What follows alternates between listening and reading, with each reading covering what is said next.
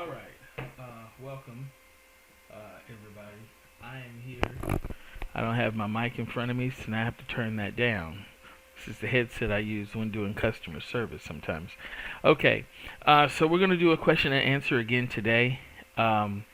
This question is a little bit outside the box. This is more of a political question. Um, I answer those too. I don't mind. So here's the question she asked me. I see you talk a lot about business stuff, but I want to know your political stance on the budget deficit and looming shutdown. Who do you think is at fault, and how do you think it will be fixed? Hmm.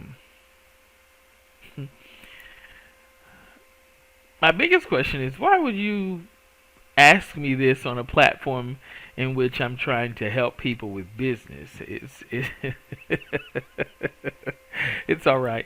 It's all right. It's fine. It's fine because I'm actually going to answer your question in just a minute. I thank God every day for straight road virtual solutions. I've always wanted to work from home and have the freedom to work my own schedule. I work the hours I want, and the best part is my money is in my bank account on payday as promised. Some people said this was too good to be true. Let me tell you something.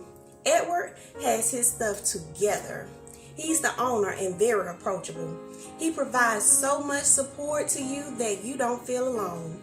If you need anything, he is right there to help you through whatever situation you have. The compensation plan is awesome. If you're looking to supplement your income or completely replace it, this is the best way that I have found. You cannot go wrong with straight road virtual solutions.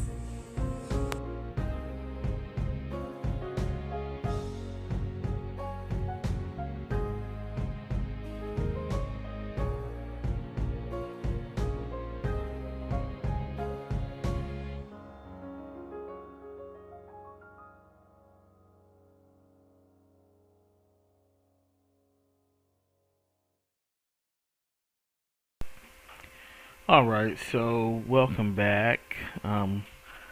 Still fishing through some messages on my phone. Um, so the question again, and like I said, I'm going to give you my answer. Uh, she says, I see you talk a lot about business stuff, but I want to know your political stance on the budget deficit and looming shutdown. Who do you think is at fault, and how do you think it can be fixed? So let's be honest, dealing with government and uh, the system of government that we operate by, problems and issues that we face in this country are not usually attributed to a person. And many times it's largely a breakdown by a group of people, a whole group, an entire sector of government, usually. Um, the issue with the budget deficit lies in the hands of the legislators. So here's my stance on the budget deficit.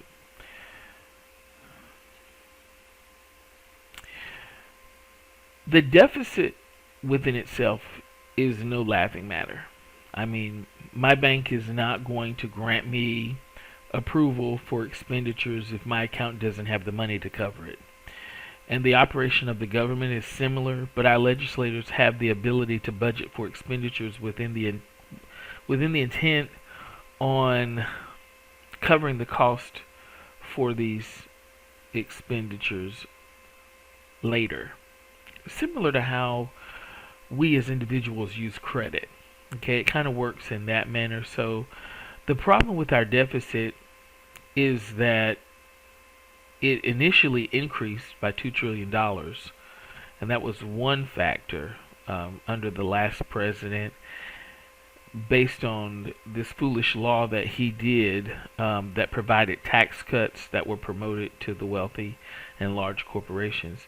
So having a deficit to help those that are severely in need is a noble act, but providing support to corporations and people that have gained more in a year than many of us will earn in a lifetime, in my opinion, is rather foolish. And so I took a look at it, and my thought is I look at the efforts that are made to try to reduce the deficit. As with my own finances, the first thing I would like to see are efforts made to trim the deficit down in a reasonable way. Find expenses that our country has to do without, or at least can do without.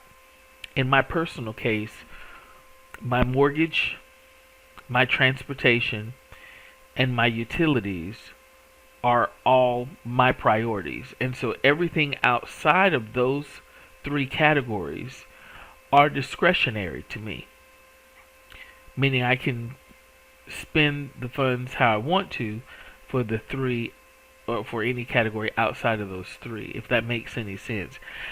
Well, in America, the three priorities should be the needs of your people when all of their tangible efforts have been made and yet they still fail.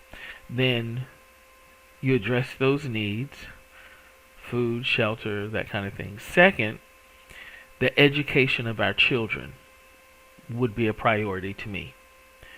And then third, investment in our infrastructure. And that also includes innovation with the use of technology to make things better.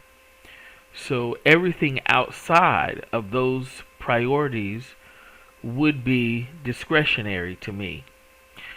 Everything outside of those three categories would be eligible for reduced spending or complete cuts. So would I wipe out all discretionary spending? Of course not. You have to be tactful in every approach, because a harsh and knee-jerk decision can have implications that reach far beyond the walls of Congress. So yes, we have Republicans and we have Democrats involved in the Congress, and instead of fighting for power, they should be fighting to make the country better, fighting to work together, fighting to come to a common ground on various issues. But that's pretty difficult to do when you don't hear each other and you take into account what the other side's view is, what they're saying. Nobody is really listening to each other. They're just basically taking a stance. This is how it's going to be.